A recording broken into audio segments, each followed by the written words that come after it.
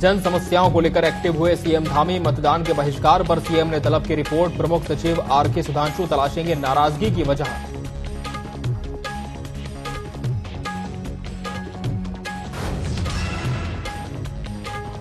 राष्ट्रपति द्रौपदी मुर्मू का 2 दिवसीय उत्तराखंड दौरा। दीक्षांत समारोह और गंगा आरती में होंगे शामिल। दौरे को लेकर सभी सुरक्षा व्यवस्था चाक चौबंद।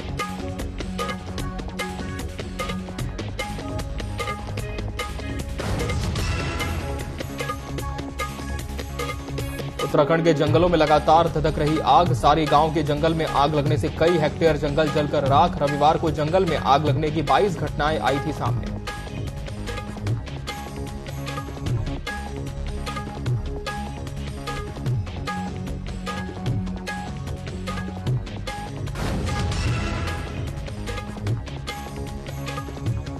उत्तराखंड के मुख्य सचिव राधा रतूड़ी पहुंची केदारनाथ धाम। पुनर्निर्माण कार्यों का लिया जायजा। मास्टर प्लान के फेज 2 के तहत 21 प्रोजेक्ट्स की प्रगति की समीक्षा की।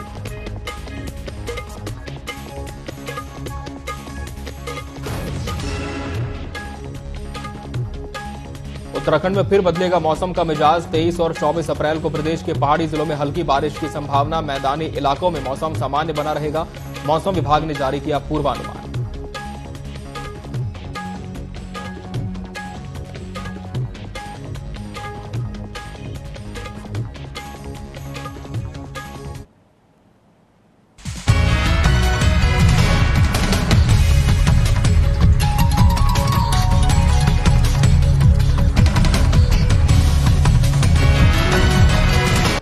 नमस्कार, बहुत स्वागत है आपका न्यूज अपडेट में। मैं हूं आपके साथ अमित शर्मा। शुरुआत करते हैं खबरों की। उत्तराखंड के मुख्यमंत्री पुष्कर सिंह धामी ने लोकसभा चुनाव में मतदान बहिष्कार करने वाले गांवों की रिपोर्ट मांगी है और प्रमुख सचिव आरके सुधांशु को इन सभी गांवों की नाराजगी की वजह तलाशने और इसका प्रभावी समाधान करने के दिशा निर्देश दिए हैं। दरअसल इस बार चुनाव में प्रदेश के 35 से ज्यादा गांव के लोगों ने मतदान का पूर्ण बहिष्कार किया है। इधर इस मामले में कांग्रेस प्रवक्ता शिषपाल सिंह बिष्ट ने कहा कि सरकार अगर समय रहते सचेत हो जाती तो 35 से ज्यादा गांव के लोग जिन्होंने मतदान का बहिष्कार किया वो अपने मताधिकार का उपयोग कर सकते थे, लेकिन ऐसा नहीं हुआ।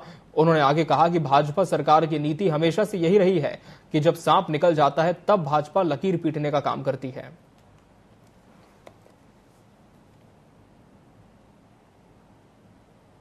देखिए, मुख्यमंत्री पुष्कर सिंह धामी का बयान आज अखबारों में छपा है कि उन्होंने उन 35 गांवों की फाइल तलब की है जिन्होंने जो है लोकतंत्र के महापर्व में अपनी हिस्सेदारी सुनिश्चित नहीं की। लेकिन मुख्यमंत्री इतनी देर से क्यों जागे? अब पछताए क्या होते हैं जब चिड़िया चुग गई खेत। आप समय रहते अगर जाग जाते और आप इन 35 गांवों के लोगों की समस्याओं को सुन लेते, उनको बुला करके उसका समाधान निकालते तो निश्चित तौर पर वो लोकतंत्र के महापर्व में अपनी भागीदारी सुनिश्चित कराते और ये लोकतंत्र के लिए भी अच्छा रहता। राष्ट्रपति द्रौपदी मुर्मू 23 और 24 अप्रैल को 2 दिवसीय दौरे पर उत्तराखंड आने वाली हैं। राष्ट्रपति 23 अप्रैल को ऋषिकेश एम्स में दीक्षांत समारोह में शामिल होंगी। इसके बाद शाम को गंगा आरती में शामिल होंगी। वहीं 24 अप्रैल को देहरादून में आईएफएस 2022-24 के बैच के अधिकारियों की दीक्षांत समारोह में हिस्सा लेंगी। राष्ट्रपति के दौरे को लेकर सभी सुरक्षा व्यवस्थाओं को चाक चौबंद किया गया है और पुलिस अधिकारियों को जिम्मेदारियां सौंपी गई हैं। कल 23 और 24 को 2 दिवसीय जो है महामहिम राष्ट्रपति जी का यहाँ देहरादून में भ्रमण प्रोग्राम है, तो उसके लिए आज जो है पूरी ब्रीफिंग की गई। जवानों को सुरक्षा के इंतजाम बताए गए और साथ ही जो है रिहर्सल भी कराया गया। तो हम पूरी जो विजिट है उसको पूरी की बात सकुशल शांतिपूर्ण ढंग से कैसे संपादित हो इस संबंध में चर्चा करके ये रिहर्सल इत्यादि आयोजित की गई है और टाइम टू टाइम जो जैसा महामहिम का प्रोग्राम है उसी के अकॉर्डिंगली या जो राष्ट्रपति भवन से जो प्रोग्राम आए हैं उसमें किसी भी तरह का कोई हेरफेर न हो। उत्तराखंड की मुख्य सचिव राधा रतूड़ी सोमवार को केदारनाथ धाम पहुंची, जहां उन्होंने केदारनाथ पुनर्निर्माण कार्यों के मास्टर प्लान के फेज 2 के तहत 21 प्रोजेक्ट्स की प्रगति की समीक्षा की। इस अवसर पर सचिव कुर्रे, जिला प्रशासन, कार्य संस्था के प्रतिनिधि और अन्य संबंधित अधिकारी मौजूद रहे।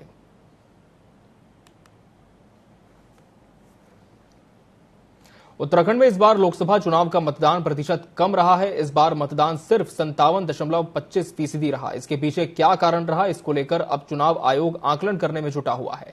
वहीं उत्तराखंड के मुख्य चुनाव आयुक्त वीवीआरसी पुरुषोत्तम का कहना है कि इस बार लगभग 2019 के मुकाबले 3% मतदान कम हुआ। कहा जा रहा है कि चुनाव के दिन गर्मी ज्यादा थी, इसलिए वोटर्स घर से बाहर कम निकले। साथ ही करीब 130 गांव में लोगों ने चुनाव का बहिष्कार किया, जिसके कारण मतदान प्रतिशत में कमी आई है। कुल मिलाकर के पिछले बार की तुलना में थोड़ा सा कम अभी मत प्रतिशत जानकारी में आ रहा है। इसका सबसे बड़ा कारण तो यह है कि एक तो शादी विवाह भी बहुत ज्यादा पर्वतीय क्षेत्र में इस बार थे, और इसका यह भी संदेश जाता है कि इस बार उत्तराखंड में विपक्ष का सफाया है। कोई विपक्ष का कैंडिडेट कहीं भी किसी भी रूप में कहीं किसी की उपस्थिति दिखी नहीं है। एकमात्र राजनीतिक दल अगर फील्ड में था, मैदान में अगर कोई था, तो केवल भारतीय जनता पार्टी थी। उत्तराखंड भाजपा की सदस्यता अभियान पर कांग्रेस ने कटाक्ष किया है। कांग्रेस के प्रदेश उपाध्यक्ष मथुरा दत्त जोशी ने कहा कि कांग्रेस का कोई भी जमीनी कार्यकर्ता भाजपा में नहीं जा रहा। भाजपा में केवल करप्ट और व्यभिचारी लोग ही जा रहे हैं। उन्होंने कहा कि जिसके ऊपर भ्रष्टाचार के आरोप हैं और जिनके अन्य मामले हैं, वो ही बीजेपी ज्वाइन कर रहे हैं। आपको बता दें कि प्रदेश के पूर्व कैबिनेट मंत्री हरक सिंह रावत की पुत्रवधू अनुकृति कुसाई ने एक दिन पहले ही भाजपा ज्वाइन की है। अब हरक सिंह रावत के दोबारा भाजपा में जाने के कयास हैं। व्यभिचारी, भ्रष्टाचारी, जो जिस पर ईडी का छापा पड़ रहा वही तो जा रहा है। कांग्रेस का कार्यकर्ता जाते हुए देखा आपने? कोई हमारा कोई बूथ का कार्यकर्ता तो गया नहीं। जो मूल कांग्रेस का कार्यकर्ता है वो तो नहीं गया। हाँ, जिसके ऊपर भ्रष्टाचार का आरोप है वो जा रहा है, जिसके ऊपर बलात्कार के मुकदमे वो भाजपा ज्वाइन कर रहा है, जिसकी अश्लील वीडियो सोशल मीडिया में आ रही है वो भाजपा ज्वाइन कर रहा है, जिस पर तमाम तरीके के आरोप है वही व्यक्ति भाजपा ज्वाइन कर रहा है। बाकी शरीफ आदमी भाजपा में नहीं जा रहा है। पौड़ी में कांग्रेस के पूर्व मंत्री डॉक्टर हरक सिंह रावत का प्रदेश सरकार के खिलाफ बड़ा बयान सामने आया है। उन्होंने कहा कि सरकार की कथनी और करनी में काफी फर्क है। उन्होंने कहा कि अंकिता हत्याकांड को लेकर सरकार ने कई वादे किए थे, लेकिन धरातल पर कोई काम नहीं दिखाई दे रहा। आगे कहा कि सरकार नर्सिंग कॉलेज डोप श्रीकोट का नाम अंकिता भंडारी के नाम पर करने की घोषणा करी थी, वहीं वीआईपी के नाम का खुलासा नहीं हो पाया है। ये सरकार ने अंकिता के माता पिता को न्याय दिलाने का भरोसा दिलाया था, लेकिन अभी तक अंकिता के माता पिता न्याय के लिए भटक रहे हैं।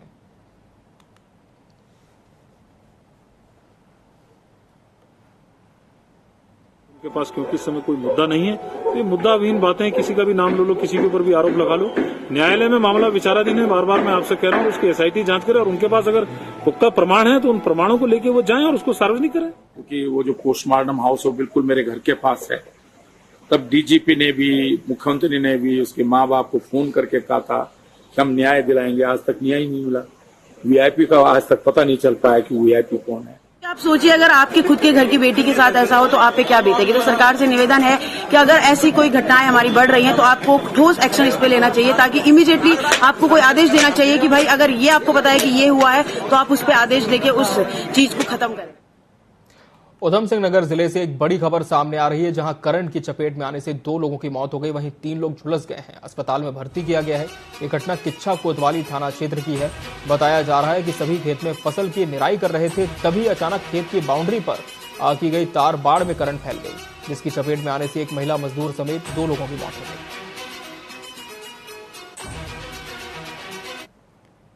थाना क्षेत्र अंतर्गत एक महिला और एक पुरुष की करंट लगने से दुर्घटना हुई थी। इसमें दोनों को जो फर्स्ट एड ट्रीटमेंट के लिए जब ले जाया गया तो मृत घोषित कर दिया गया और दोनों ही व्यक्तियों का पंचायतनामा और पोस्टमार्टम की कार्रवाई की जा रही है। मौके पर जो है बिजली डिपार्टमेंट की टीम ने भी विजिट किया है। हमारे सीओ साहब भी गए थे मौके पर। घटना के कारणों की जाँच की जा रही है। फिलहाल किसी पक्ष की तरफ से कोई तहरीर प्राप्त नहीं हुई है, परंतु फिर भी हम लोग घटना के कारणों की जांच कर रहे हैं। अगर उसमें कोई भी इसमें संज्ञेय अपराध का होना पाया जाता है तो इसमें विधिक कार्रवाई। रुद्रप्रयाग के भुनका में वाहन दुर्घटना के चलते एक व्यक्ति की मौत हो गई, जबकि एक अन्य घायल हो गया। एसडीआरएफ रेस्क्यू टीम तत्काल मौके पर पहुंची। एक अन्य घायल व्यक्ति को स्थानीय लोगों की मदद से इलाज के लिए अस्पताल में भर्ती किया गया है।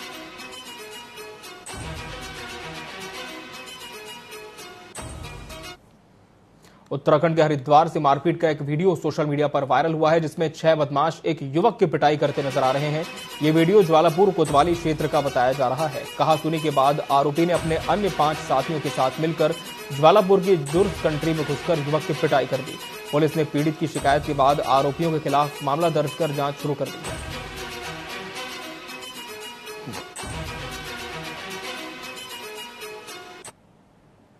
रुड़की के एक निजी बैंक्वेट हॉल में बॉलीवुड एक्टर राहुल रॉय एक कार्यक्रम में शामिल हुए, जहां राहुल रॉय की एक झलक पाने के लिए सैकड़ों की संख्या में लोगों की भीड़ उमड़ पड़ी। इस दौरान राहुल रॉय ने लोगों के साथ सेल्फी भी खिंचवाई और अपनी फिल्म आशिकी के मशहूर गीत के बोल भी गुनगुनाए। कार्यक्रम आयोजक देवेंद्र कुमार शर्मा ने बताया कि उनके प्रोडक्ट की लॉन्चिंग पर राहुल रॉय रुड़की पहुंचे थे। हालांकि इस कार्यक्रम में फिल्म अभिनेत्री भाग्यश्री को भी पहुंचना था, लेकिन किसी कारणवश नहीं आ पाई। उन्होंने बताया कि राहुल रॉय को देखने के लिए बड़ी संख्या में लोग कार्यक्रम में पहुंचे। इसके लिए उन्होंने नगर की जनता का आभार भी जताया।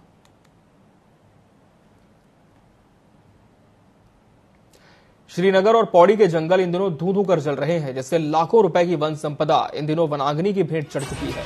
सिविल वन क्षेत्र में अब तक 3 हेक्टेयर जंगल वनाग्नि से खाक हो चुका है, जबकि अब तक वनाग्नि 7 घटनाएं सिविल वन क्षेत्र में हो चुकी हैं।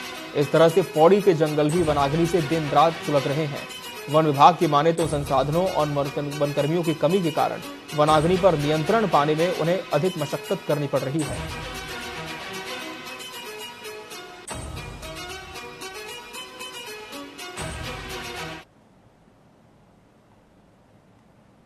इसमें तो सब प्रयास दिन रात लगे हुए हैं। हमारी फायर ब्रिगेड टीम जा रही है और मौके पे जहां आग की सूचना मिल रही है, अलर्ट आ रहा है, वहां पे पहुंच के हम आग को बुझा रहे हैं, काबू कर रहे हैं। और जब तक ये तापमान आजकल बहुत बढ़ रहा है, इसमें ज्यादा आग लगने की संभावना बढ़ी हुई है, तो इसको देखते हुए हम सब अलर्ट है, मेरे कर्मचारी भी अलर्ट हैं। खबर टिहरी से है, जहां के नरेंद्र नगर नगरपालिका में विश्व पृथ्वी दिवस पर शिक्षा विभाग के विज्ञान प्रकोष्ठ के सौजन्य से जिला स्तरीय कार्यक्रम आयोजित किया गया। इस कार्यक्रम में छात्र छात्राओं ने बढ़ चढ़कर हिस्सा लिया। मुख्य अतिथि और जिले के मुख्य शिक्षा अधिकारी शिव प्रसाद सेमवाल और खंड शिक्षा अधिकारी ओम प्रकाश वर्मा ने दीप प्रज्वलित कर कार्यक्रम का शुभारंभ किया। इस दौरान भाषण, वाद विवाद, कविता, विज्ञान, ड्रामा और पेंटिंग की प्रतियोगिताएं आयोजित की गईं। विजेताओं को मुख्य शिक्षा अधिकारी शिव प्रसाद सेमवाल, जिला विज्ञान समन्वयक अलख नारायण दुबे और प्रधानाचार्य पंकज ड्यूंडी ने प्रमाण पत्र के साथ पुरस्कार देकर सम्मानित किया। इस जिले के विभिन्न विद्यालयों से आए हुए विभिन्न शिक्षकों और विद्यार्थियों द्वारा इसमें पार्टिसिपेट किया गया और इसमें विभिन्न पेंटिंग जो है प्रतियोगिता, पोस्टर प्रतियोगिता, भाषण प्रतियोगिता का आयोजन किया गया। बच्चों ने बढ़ चढ़ के भाग लिया और ग्लोबल वार्मिंग जिससे पृथ्वी जो है आज जो है इस खतरे के निशान पे जा चुकी है, इसके कारणों पर, इसके निवारणों पर हमें विचार किया गया, बच्चों को जानकारी दी गई और हमने ये शपथ ली कि हम जो है पृथ्वी को ग्रीन बनाने में अपना योगदान देंगे। अपने भाई बहनों को ये संकेत देना चाहती हूँ कि हमें 5R का यूज करना चाहिए, जिसमें कि सबसे पहले है रिफ्यूज, फिर यूज, रिपीट, रिसाइकल, रीयूज। इससे कि जो हमारी पृथ्वी होगी उसे स्वच्छ रहने में मदद कर सकता है। हमारा संदेश बच्चों को ये है कि आने वाली पीढ़ी को, और खुद बच्चे आने वाली पीढ़ी हैं, हम लोग हैं जो उनका क्या योगदान है और धरती के बारे में जो बात हो रही ग्लोबल वार्मिंग और क्लाइमेट चेंज को लेकर के, और खासकर इस वर्ष को रेखांकित किया गया है कि ज्ञात इतिहास में सबसे ज़्यादा गर्म 2024 होने वाला है। पूरे साल के औसत तापमान की दृष्टि से उसके लिए जागरूकता और एक संकल्प हम किस तरह से लें ताकि इस धरती को बचा सकें और इस धरती पर हर प्रजाति को बचा सकें एक खूबसूरत बेहतर भविष्य के लिए। ये आज का संदेश था। खबर टिहरी से, जहां नेशनल पैराग्लाइडिंग एक्यूरेसी चैंपियनशिप का कोटा कॉलोनी नई टिहरी में आगाज हुआ। मुख्य अतिथि जिलाधिकारी टिहरी गढ़वाल मयूर दीक्षित ने शुभारंभ किया। जिलाधिकारी ने चैंपियनशिप के शुभारंभ की घोषणा कर आयोजक टीम, जज समेत प्रतिभागियों का स्वागत किया। इस दौरान उन्होंने कहा कि इस तरह के आयोजनों से टिहरी को दुनिया के पर्यटन मानचित्र पर एक नई पहचान मिलेगी। इस चैंपियनशिप में भारत के लगभग 15 राज्यों के 105 प्रतिभागियों ने पंजीयन कराया। प्रतियोगिता के प्रथम दिवस विभिन्न प्रदेशों के 72 प्रतिभागी प्रतिभाग कर रहे हैं, जिनमें 8 महिलाएं भी शामिल हैं। डिफरेंट लेवल्स की टेस्टिंग है और धीरे धीरे हम देख रहे हैं कि जो लोग पहले अन्य राज्यों में ये टेस्टिंग या कंपटीशन कराते थे वो टिहरी लेक के आसपास यहाँ पे आ रहे हैं, क्योंकि यहाँ पर विंड कंडीशंस और जो हिल्स हैं वो काफ़ी अप्रोप्रिएट हैं जैसे एक्सपर्ट बताते हैं। तो निश्चित तौर पे उत्तराखंड के युवाओं के लिए और साथ ही देश के सभी युवाओं के लिए जो एडवेंचर स्पोर्ट्स में इंटरेस्ट रखते हैं उनके लिए डेस्टिनेशन आगे जाके बहुत अच्छा कार्य करेगी। और पर्यटन विभाग जो राज्य सरकार के हैं और साथ ही टीएचडीसी के सहयोग से इसमें और भी हम इम्प्रूवमेंट करने का प्रयास करें। चंपावत जिले के टनकपुर क्षेत्र में इन दिनों हाथी का आतंक जारी है। हाथी रात में जंगल से निकलकर ग्रामीण क्षेत्र में आकर ग्रामीणों का रखा हुआ अनाज, खेतों में गन्ना और केला खाकर उन्हें नुकसान पहुंचा रहे हैं। कुछ दिन पहले हाथी ने गैडाखाली गांव में एक मंदिर को तोड़कर तहस नहस कर दिया था। ग्वालखेड़ा प्रधान प्रतिनिधि सुंदर बोहरा ने बताया कि पहले भी हाथियों ने 3 लोगों को मौत के घाट उतारा था। सोलर फेंसिंग लाइट होने के बाद उसमें करंट नहीं होने की वजह से हाथी गांव में प्रवेश कर रहे हैं। आगे कहा कि इस विषय में वन विभाग रेंजर से वार्तालाप किया जाएगा। साथ ही उन्होंने हाथी का प्रवेश न रोकने पर ग्रामीणों के साथ आंदोलन की चेतावनी दी है।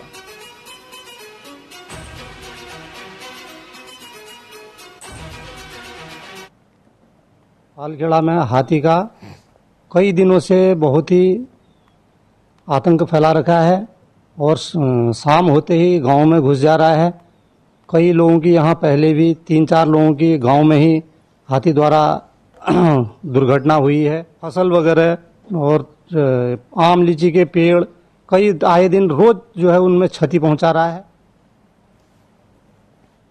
हल्द्वानी में गर्मी शुरू होती ही पेयजल की किल्लत लगातार बढ़ती जा रही है। ऐसे में जिलाधिकारी ने जल संसाधन के अधिकारियों को सख्त निर्देश देते हुए कहा है कि पानी की किल्लत को दूर करने के लिए जल संसाधन विभाग, जल निगम और विद्युत विभाग आपसी समन्वय के साथ काम करें। वहीं जिलाधिकारी वंदना सिंह ने बताया कि जिन इलाकों में पेयजल के पंप सेट खराब हैं, वहां टैंकर के माध्यम से पानी पहुंचाने के निर्देश दिए गए हैं। साथ ही जिन इलाकों के ट्यूबवेल खराब हैं, वहां स्पेयर में पंप या स्टेबलाइजर रखे जाने की व्यवस्था की गई है ताकि लोगों को पानी की परेशानी का सामना न करना पड़े।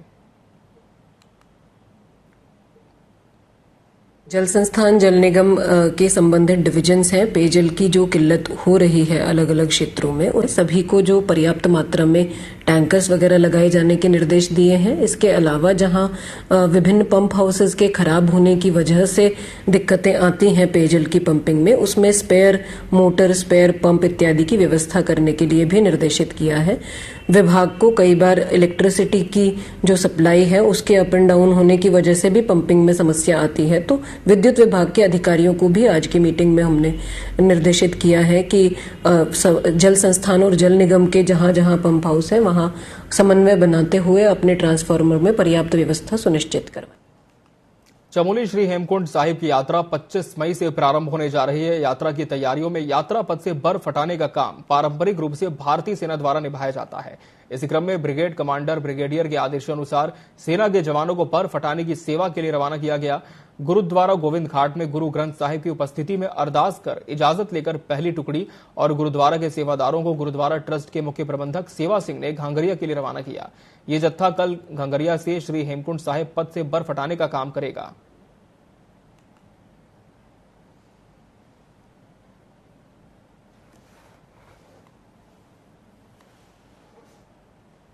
देहरादून में चारधाम यात्रा को लेकर श्रद्धालुओं में काफी उत्साह दिखाई दे रहा है। दरअसल पर्यटन विभाग ने चारधाम यात्रा में देश दुनिया से आने वाले तीर्थयात्रियों की सुविधा के लिए 15 अप्रैल से पंजीयन शुरू किया है।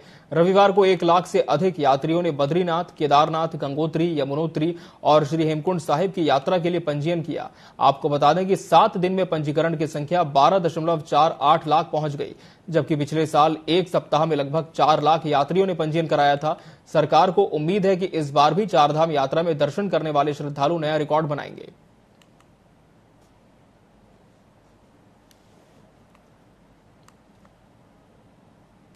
उत्तराखंड का क्वारी पास पंगरचूला ट्रैक इन दिनों पर्यटकों से गुलजार हो चला है। देश के विभिन्न हिस्सों से पर्यटक यहां पहुंचकर यहां की खूबसूरत वादियों का लुत्फ उठा रहे हैं।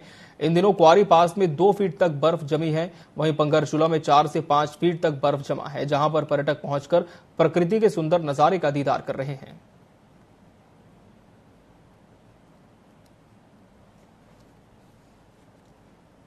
और इसी के साथ न्यूज अपडेट की खबरों में फिलहाल इतना ही। मुझे और मेरी टीम को दीजिए इजाजत। नमस्कार।